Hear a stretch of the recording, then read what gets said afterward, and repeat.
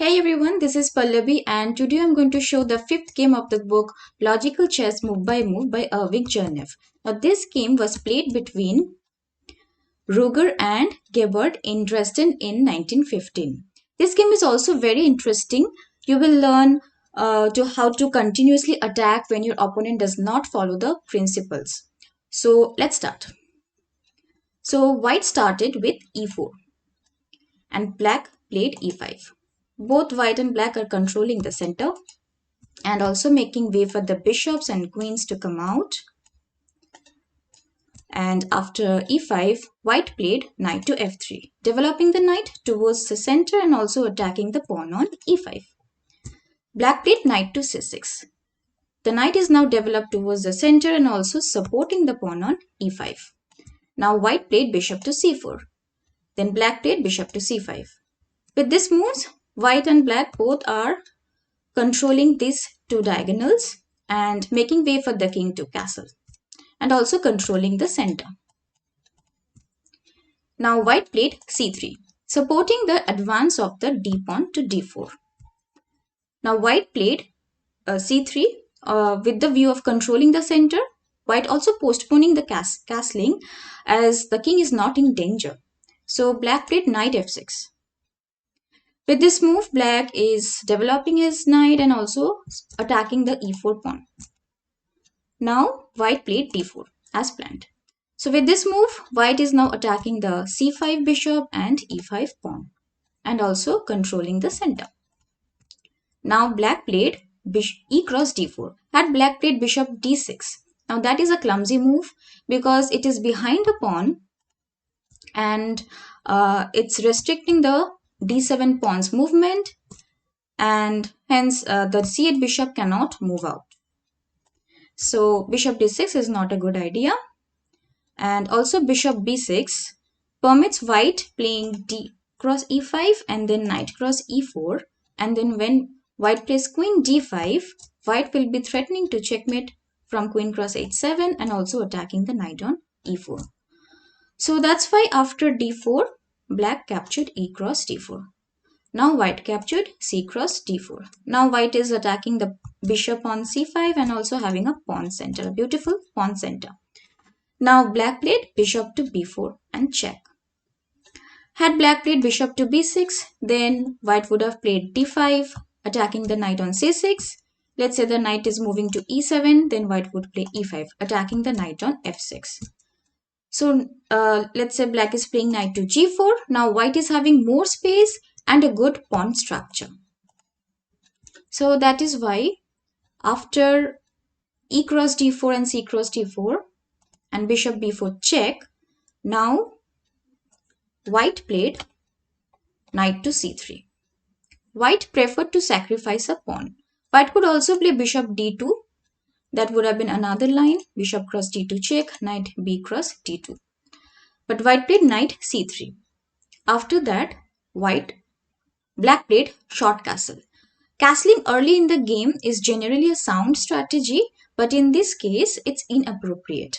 As white's center is powerful and must be destroyed. So black must play knight cross e4 instead of castling, accepting the offer of a pawn, but castling is passive and results in both knights getting dislodged from their strong post. Pillsbury gave as his rule, which he said was absolute and vital. Castle because you want to or because you must, but not because you can. So after short castle, now white played d5, dislodging the knight from c6. Now black played knight to e7.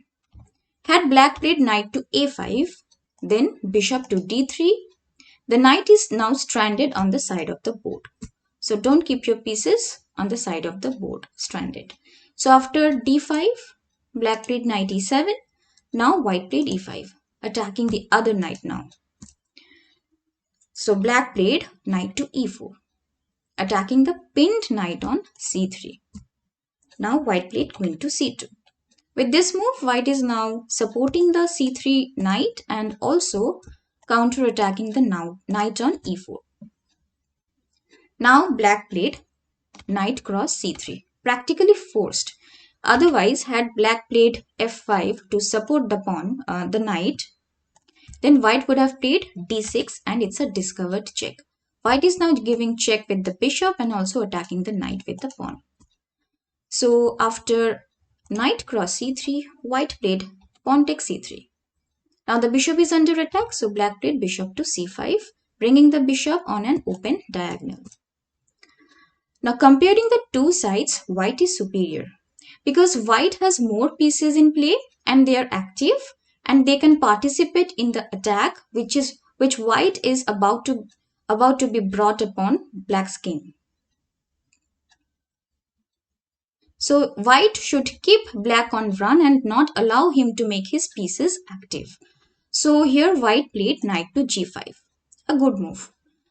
Apparently to scare black by the threat of queen cross h7 checkmate. But the actual purpose of this move is to make black weaken the pawn structure by making him advance one of the guarding pawns. So here black played knight g6, the only defense. Had black played h6, attacking the knight, then queen h7 checkmate. Had black played g6, then white would play knight e4, attacking the bishop on c5. Now let's say the bishop moves to b6, then bishop h6, attacking the rook on f8. Now let's say the rook moves to e8, now knight f6, and it's a fork. So also instead of knight g6, had black played f5, then d6 check and gaining a piece since it's a discovered check. So after knight to g6, now white played h4. White must not let black catch his breath, so he must attack. So after h4, white is threatening to play h5, which would dislodge the knight, followed by queen cross h7, checkmate. So here black played h6. Black trying to get rid of the troubling knight. Had black played f6, then d6 check, discovered check, king h8, knight f7 check. It's a fork, attacking the king and the queen at the same time, then rook cross f7 and bishop cross f7. So after h6, now white played d6, a good move, a powerful stroke. Black's bishop is cut off from the defense and white's bishop is now active. Now black played h cross g5, capturing a piece while he can. So after h cross g5, now white played h cross g5. The knight will not run away because of queen h7 checkmate. Meanwhile, the h1 rook has a lovely open file and the queen still threatens to capture the knight on g6. Now black played rook to e8, making room for the king to escape. But white played queen cross g6, regaining the piece and relaxing the pressure, threatening to checkmate. There are three ways of checkmating right now. First of all, queen cross f7, that's a checkmate. And next is bishop cross f7 check, king f8 and rook h8 checkmate. And another one is queen h7 check, king f8 and queen h8 checkmate. So after queen cross g6, black played rook cross e5 check, hoping that white would play king to d2 and then black would capture queen cross g5 check, queen takes queen and rook cross queen. And all the advantages are gone for white. But white played king to f1 and white won. Because right now, these checkmate threats are inevitable. So with this game, we learned that occupy the center with pawns, develop your pieces towards the center, castle as early as possible. As Pillsbury said, castle because you want to or because you must, but not because you can. Do not keep your pieces stranded on the side of the board. Do not neglect piece development. Keep your pieces active. Do not keep your pieces in positions where they restrict other pieces' movements. So I hope you learned from this game as well. Thank you for watching and please like, comment, share and subscribe to my channel. I'll see you in my next video. Thank you. Bye-bye.